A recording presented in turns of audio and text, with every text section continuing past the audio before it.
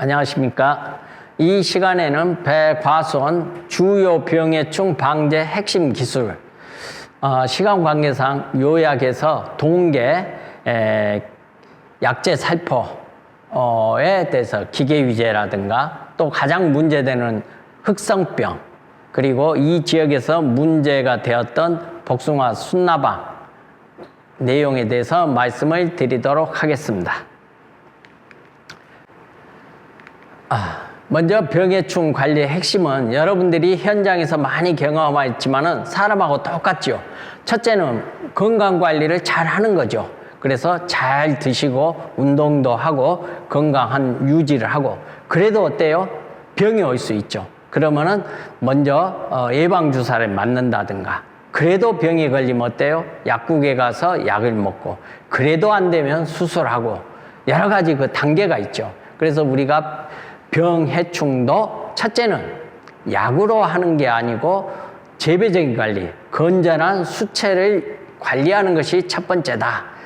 그러면 이 시기에 할 수 있는 게 뭐가 있을까요? 예를 들자면 낙엽, 과수원에 떨어져 있는 낙엽을 제거한다든가, 또는 오래된 나무의 조피를 제거한다든가, 이게 병해충의 월동 장소잖아요.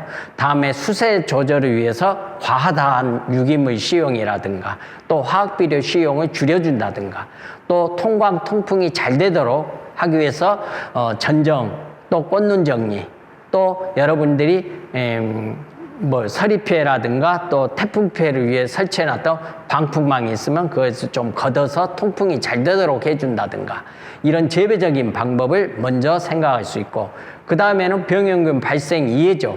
그러니까 오기 전에 애찰을 충분히 해서 오기 전에 막아주는 방법. 병은 애찰, 또 충은 어때요? 어느 정도 밀도가 생겼을 때 약제를 방지한다든가. 다음에 생물적인 방제, 기랑 미생물. 미생물 아까 토양 관리에서 조금 말씀을 드렸죠.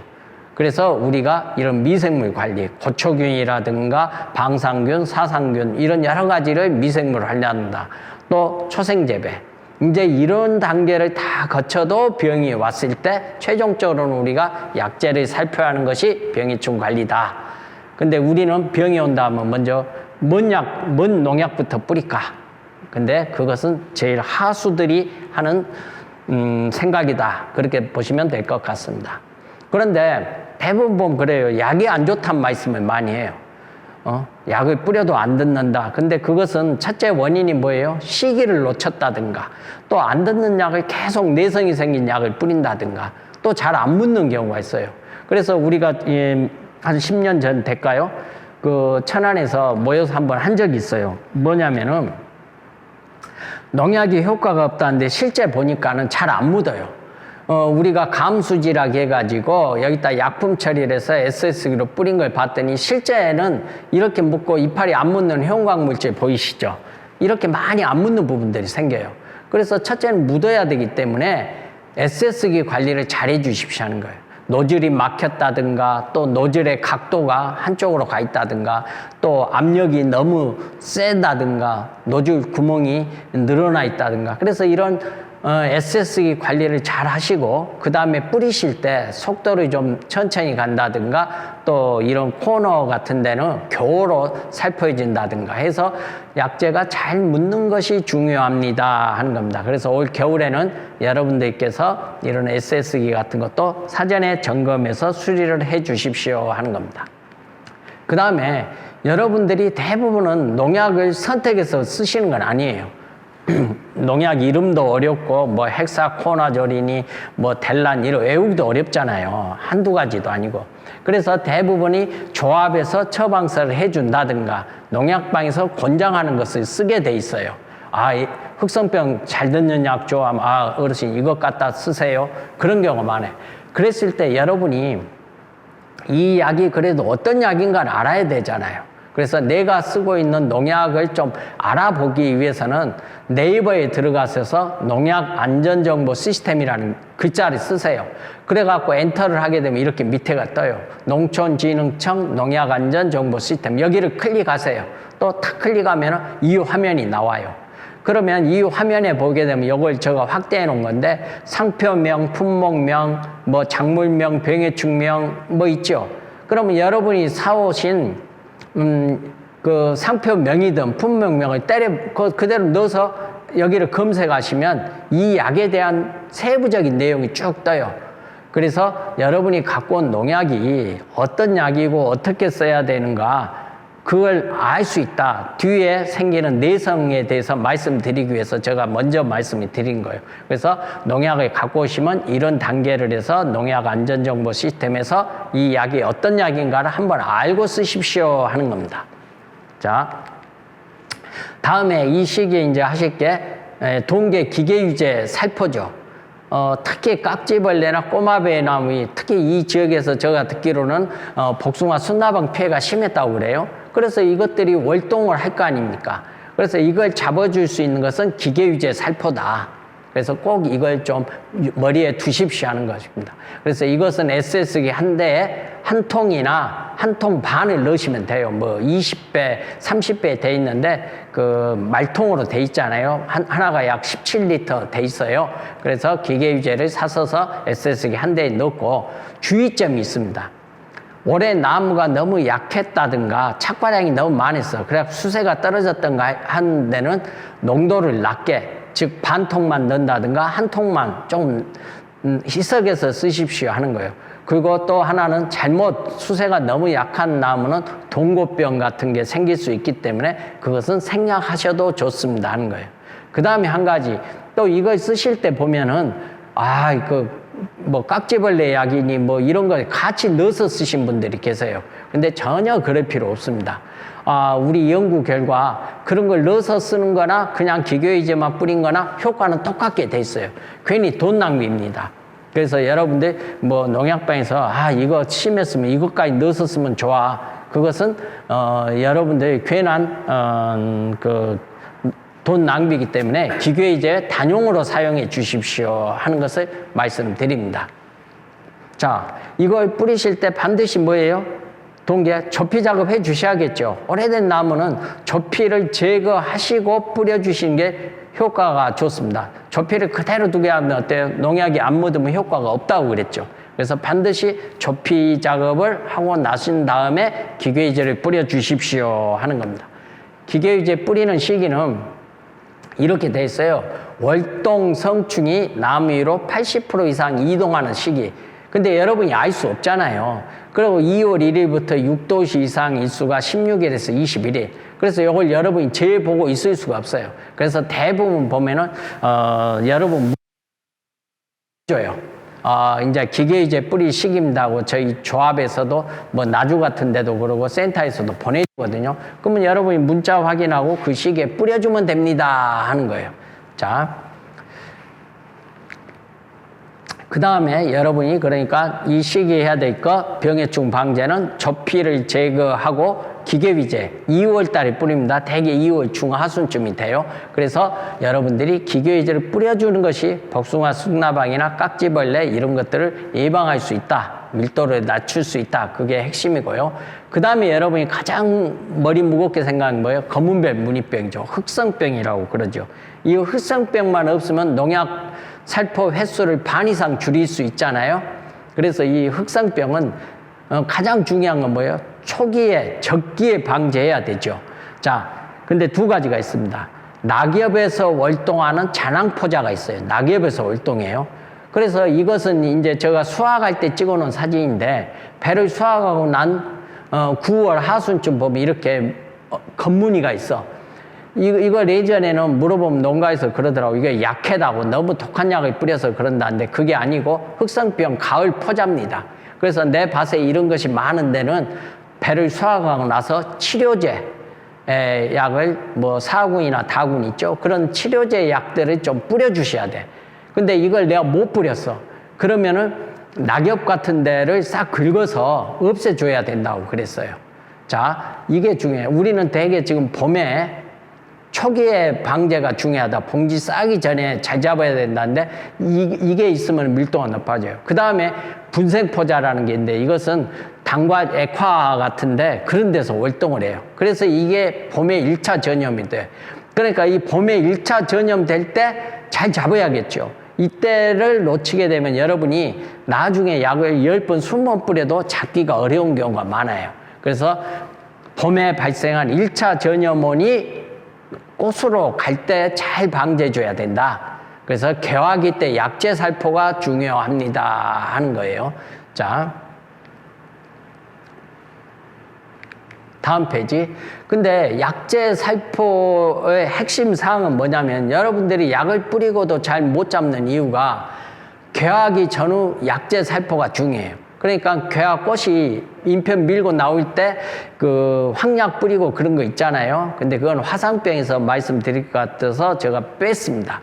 자, 약제 방제는 가항 후 직후부터 2, 4일 이내 치료제 살포. 비가 오기 전에는 보호제를 하죠.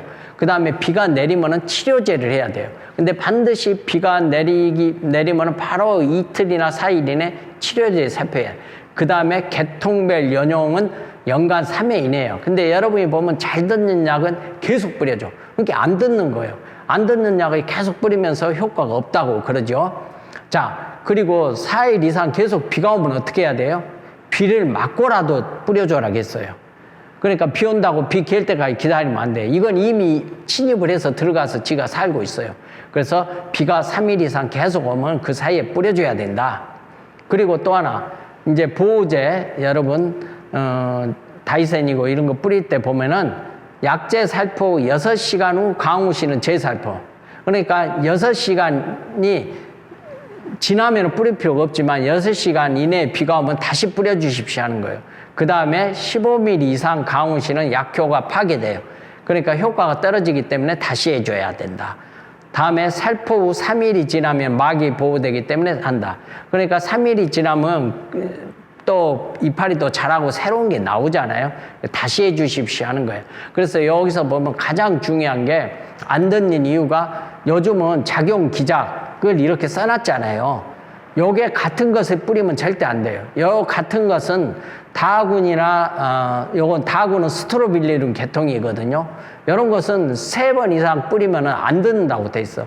그래서 이 계통이 같은 것은 이번에 내가 이걸 뿌렸다면 다음에는 뭐 다른 숫자가 써진 걸 해줘야 됩니다 하는 거예요. 자, 이게 계통이나 이 말씀을 드리는 겁니다. 저희 연구 결과 혼합제하고 보호살균제, 혼합제 이렇게 뿌렸더니 25회를 뿌려도 내성이 10%밖에 안 생겨요. 같은 약을 계속 뿌리면 내성이 생긴다고 했죠. 약이 안 들어요. 그러면은 이 혼합제라는 건 뭐냐면은 보호살균제는 뭐 일반적으로 카군이잖아요. 그것은 비가 오기 전에 우산을 쓰는 거예요. 근데 비를 맞아버렸어. 그럼 어쩔 수 없죠. 약을 먹거나 주사를 하잖아요. 그게 치료제예요. 근데 치료제에다 카군, 그러니까 보호제가 섞여 있는 게 혼합제예요. 예를 들자면 뭐 다가 합쳐 있는 경단, 뭐 메카티, 블랙, 수호탄 여러 가지가 있죠. 카하고 사군은 트리아졸 계통이죠. 이런 것들이 있어요. 그래서 여러분들이 약은 중요한 거, 흑성병의 방제의 핵심은 뭐냐? 반드시 1차 전염원이 꽃으로 가기 전에 막아줘야 된다. 그것은 가을에부터 해야 돼요. 여러분이 수확하고 나서 이파리에 흑성병 가을 포자가 보이면 치료제를 뿌려주십시오 하는 거. 그걸 놓쳤을 때는 어때요? 낙엽을 모아서 뭐 없애줘야 된다. 그 사실 어려움이 있지만은 그 다음에 꽃이 피려고 할 때 비가 오거나 이렇게 날씨가 좋은 때는 반드시 약을 뿌려주십시오 하는 건데, 뿌리는 것은 보호제하고 혼합제를 겨울로 뿌려주셔야 내성이 안 생긴다.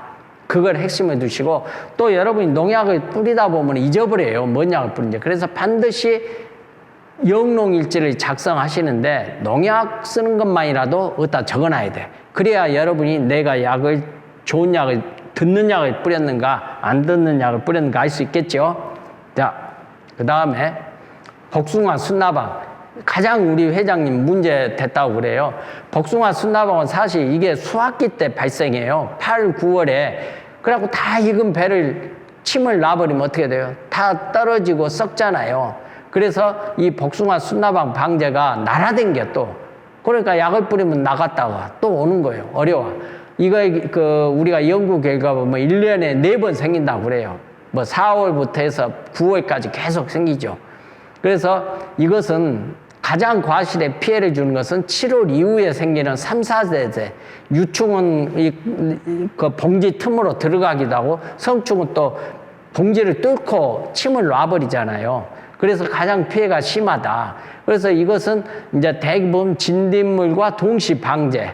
예를 들자면 농가에서 보게 되면 델란이라든가 유토피아, 뭐 델란, 스토네트 이런 것들을 뿌려요. 근데 이 뿌리는 것도 중요한데 이 페로몬 트랩을 겸이결란제라든가 트랩을 이용하면 농약 살포 횟수를 한 40% 이상 줄일 수 있어요.